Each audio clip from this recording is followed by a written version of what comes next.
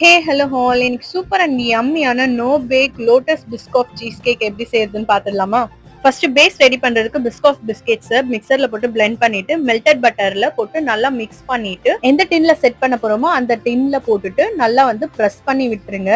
இதை 1 ஹவருக்கு ரெஃப்ரிஜரேட் பண்ணி எடுத்துக்கலாம். நெக்ஸ்ட் 1 கப் அளவுக்கு சீஸ் கிரீம் எடுத்திருக்கேன். நல்லா மிக்ஸ் பண்ணி விட்டுட்டு ஒரு 2 மினிட்ஸ்க்கு வெனிலா எசன்ஸ் ஆட் பண்ணிட்டு லோட்டஸ் பிஸ்காஃப் ஸ்ப்ரெட் வந்து ஒரு 3 டேபிள் ஸ்பூன் எடுத்து ஆட் பண்ணியிருக்கேன். நல்லா மிக்ஸ் பண்ணிக்கோங்க. அடுத்தது 1/2 கப் அளவுக்கு விப்பிங் கிரீமோ இல்ல ஃப்ரெஷ் கிரீமோ எடுத்து பீட் பண்ணி எடுத்துக்கலாம். இது வந்து ஹை பீக்ஸ் வரணும்னு அவசியம் கிடையாது.